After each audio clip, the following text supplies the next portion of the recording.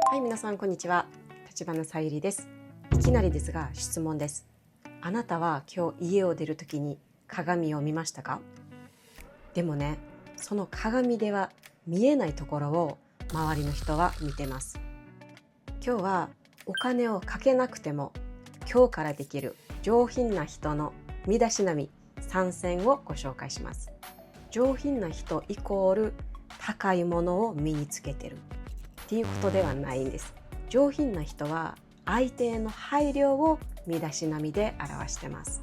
また皆さんにお会いできるように今のうちにチャンネル登録といいねボタンよろしくお願いします。そしてこの動画の最後の方にさゆり先生の小話っていうコーナーがあります。皆さんよかったらぜひ最後まで見てください。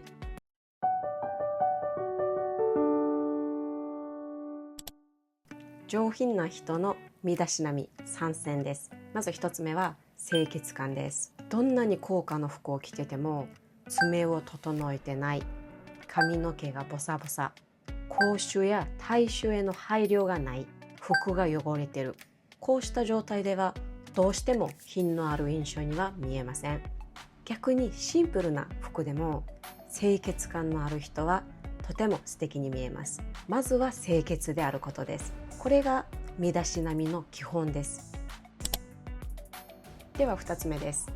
TPO への配慮です。皆さん TPO ってご存知ですか？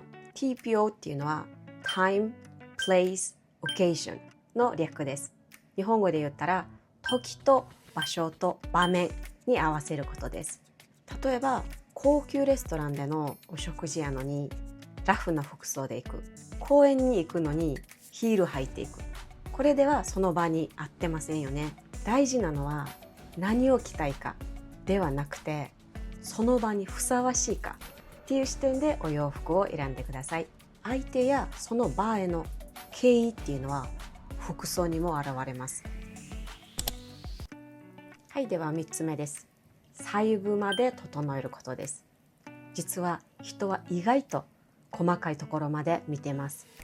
例えばシワシワの服を着てないか、毛玉のあるニットを着てないか、肩にハンガーの跡がくっきりついたままの服を着てないか、靴はきちんと磨かれてるか、バッグが汚れたままになってないか、糸ほつれをそのままにしてないか、新品のシャツでも畳じわが残ったまま着てないか、こういった細かいところまで人は意外と見てます。どれもお金をかける必要はありません。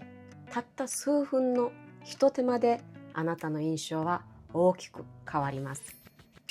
はい、では今日のお話をまとめます。上品な人の身だしなみ3選です。まず1つ目は清潔感です。そして2つ目は TPO への配慮です。そして3つ目です。細部まで整えることです。ぜひ今日から1つでも取り入れてみてください。ここで皆さんに質問です。この3つのうちに一番どれが大事だと思いますか？ぜひコメント欄で教えてください。では続きましてさゆり先生の小話コーナーです。どうぞ。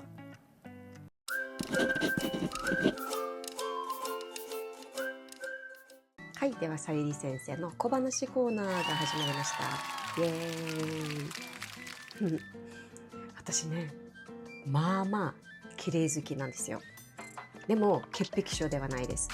で、家の中もなるべく綺麗にするようにしたいタイプなんです。で、ある日外国人の友達が家に遊びに来て、で家の中を見てお家めっちゃ綺麗にしてるやん、家政婦雇ってるんでしょって言われて、いやいやいやいや自分でやってますって言ったら、なんか疑ってました。ほんまみたいなで、その綺麗好きが度を超えて親しい人につい余計な世話を焼いてしまうことがあります例えば髪の毛そろそろ切りに行かないとなとか、爪伸びてますけど忙しかったんとかつい言ってしまいます。もちろん相手を責めたいわけではなくて、もっと素敵に見えるのにもったいないなと思います。身だしなみっていうのは自分を大切にすることでもあり、相手への敬意でもありますよね。相手に対してあなたとの間柄を大切に思ってますっていう気持ちは言葉だけではなくて身だしなみにも現れるものだと思ってます。はい、皆さん今日の動画いかがだったでしょうか。ぜひいいねボタンと、そしてチャンネル登録、そしてベルマークもオンにしてください。ではまた次の動画でお会いしましょう。さよなら。